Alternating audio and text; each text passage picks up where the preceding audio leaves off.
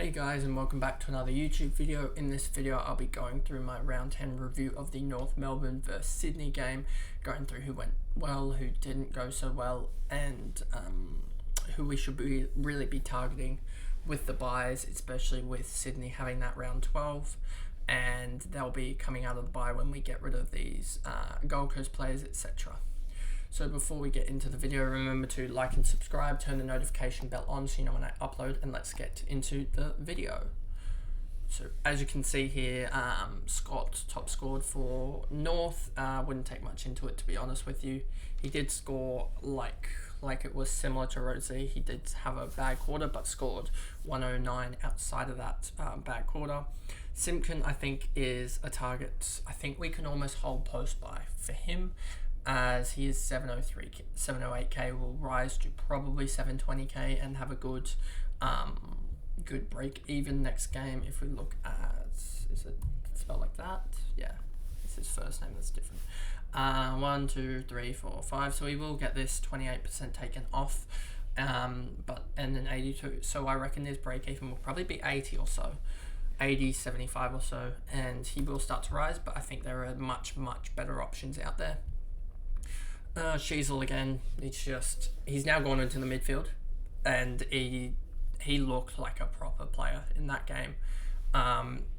It was almost at the point where you started to actually think this guy is the guy that you're gonna hate to just watch get the ball. Like, it wasn't so obviously, watching as a Swans fan, it wasn't fun watching him get the ball a lot, but it wasn't as fun as like when you're just watching as a neutral, I guess.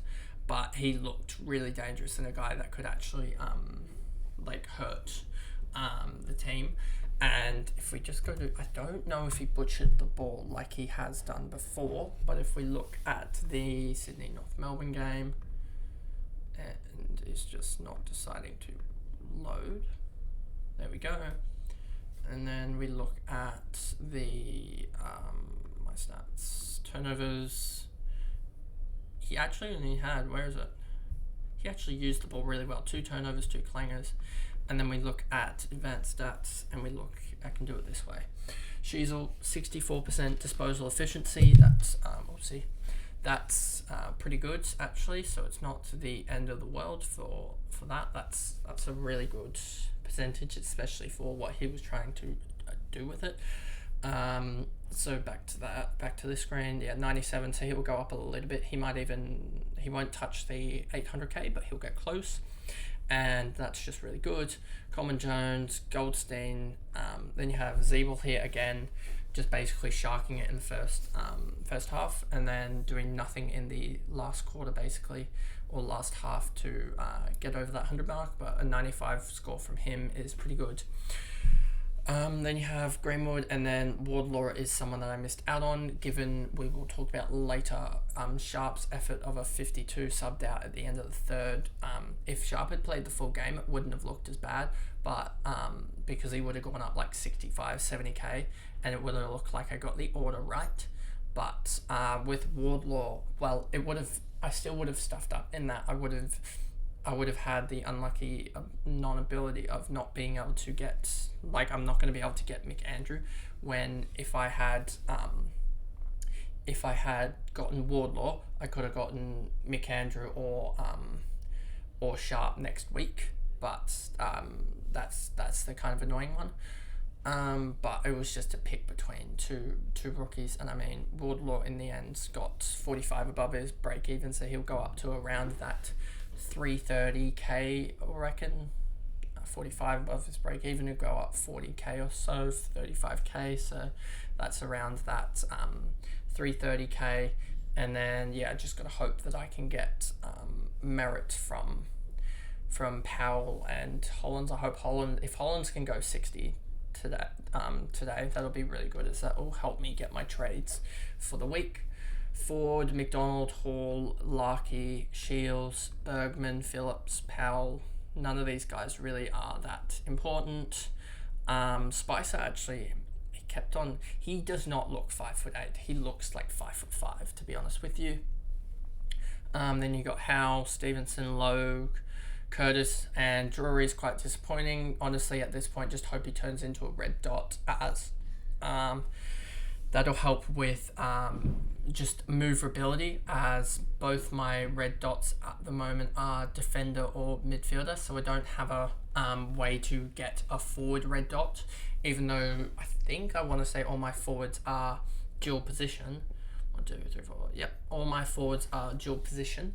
It would just help dramatically if I have a way to get a North red dot in there, as North are a team that a lot of team players will go huge against. I tried to bet on Gulden going big against them, but didn't work out with my VC, but got saved in my captaincy choice.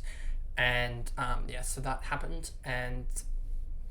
But I think, I think it's just going to be crucial with getting the red dot with North Melbourne, that I can captain or VC a lot of players against North, which will probably happen, as I don't think Drury, I got the right read on him, and I wish I had just saved the cash, to be honest, or gone probably sharp at that interval then, and then I would have been able to go for Wardlaw this week and would have been able to get rid of get in McAndrew next week, the week that's going to come. That would have been the best choice, but I sort of stuffed it up a little bit by going Drury, and but he made 50. He scored 50 in his first week, so if he does play, there is a chance that he does score a 50, but his break even will be probably, I would say, 30 or so this week.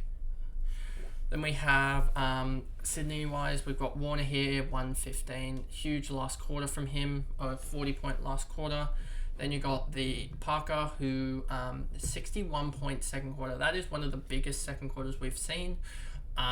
He was absolutely immense in that second quarter, and I'm pretty sure he also had an injury break, as well as he got cut open in the first quarter, put some bandage on, and then I think in the quarter time break got staples, got the bandage taken off. The staples ripped, and then he had blood again, so he had to get bandages again. And then in halftime, I think he tried again to get staples in or something like that, and again he had blood again, so he had to go off. I think he had blood ruled 2 or 3 times, and also blood just coming through bandages as well, so having to go off for that as well. He was just absolutely immense, and one of the best hardball gets in the comp, to be honest.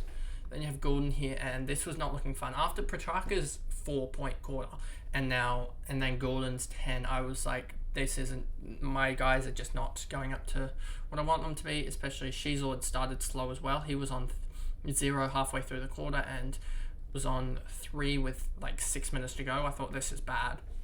But came good in the third quarter.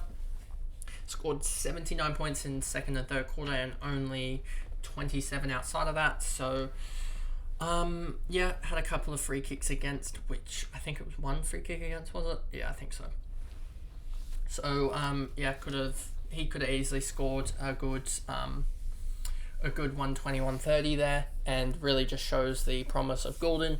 And I think hopefully when the Swans get Mills and other guys back, he'll be actually in that wing role, because I don't really like him in the CBAs. I think he does his best work coming into the contest, or just staying completely out wide and being free, as they want to kick it to him as much as possible, and him getting into space is the crucial thing. If he was getting tagged as well by I think it was Scott in the end as well, which was not fun as well.